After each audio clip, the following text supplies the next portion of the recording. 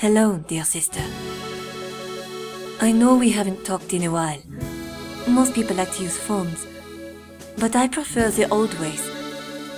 Call me an old woman if you wish, but I think that a letter is a far more personal and thoughtful way to show that one cares. These days the world is moving so fast that I think perhaps some good things are forgotten. But that's neither here nor there. How are things in your life? Since your move to America, I've heard so little. I know things are still hectic in this aftermath in which we find ourselves, but I do wonder how your life is going these days. The world hasn't been kind, but I think things are looking up. We are situated in the house now. It is loud and as beautiful as it was when we were children. Do you ever think about those days? Back in summer? It was a magical place then. We would spend our days here, in warmth and comfort. I think there's still some memory of that in these walls, but it seems emptier now. Like the house is perhaps too big for the three of us. We've moved everything we had from the old house into this new one, and it is still hardly filled. But I think that with time, and a few shopping trips, this house might come to be more home than it currently is. Andale turned 8 recently. She is growing to be a beautiful girl, as I am, of course, inclined to say. She takes after her father in spirit, but me in form. We have gotten her many books to keep her company during the summer. With school out and Henry and I working, we find so little time to spend together as a family. We were set to see the tower for her birthday, but her father was called away to oversee a new project at the factory. And sadly, I too found I had obligations. It's a funny word, is it not? Obligation. I find I am obligated to my work, my dresses, my needles and thread. It was my dream to do such things for a living.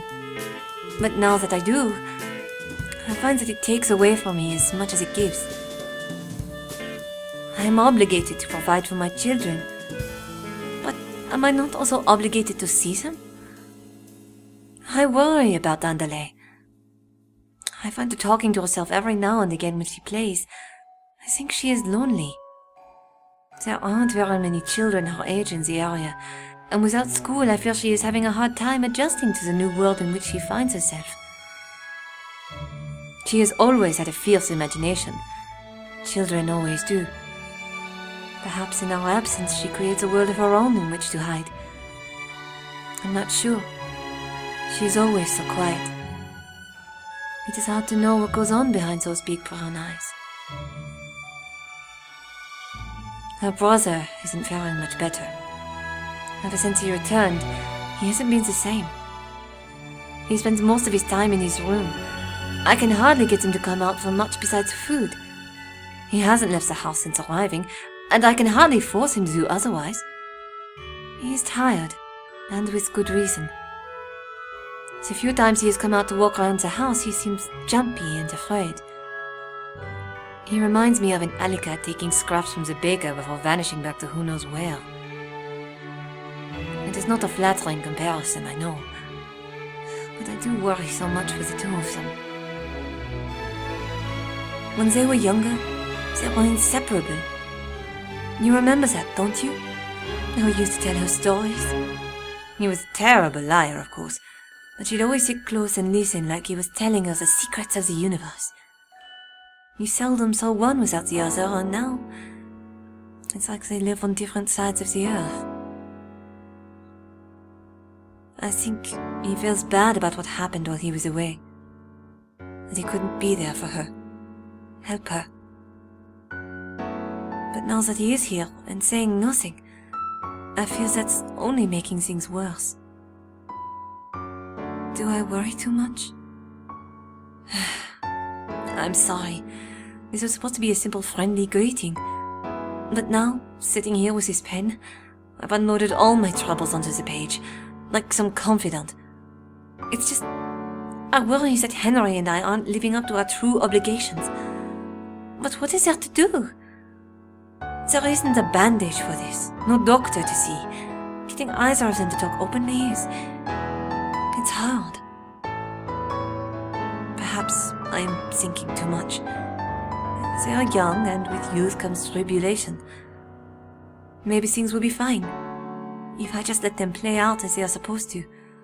God willing that things will return to the way they once were, at our little house in the country.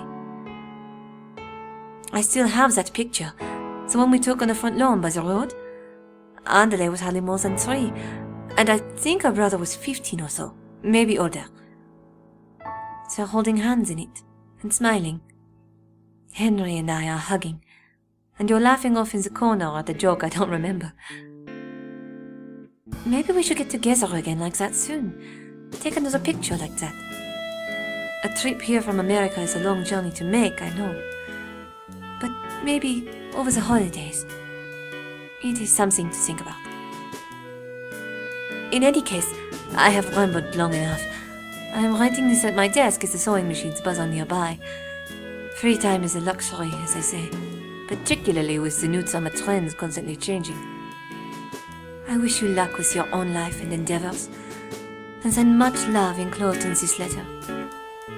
Perhaps we shall see each other again in the coming months, when things are less hectic. Hoping everything turns out alright. Annette.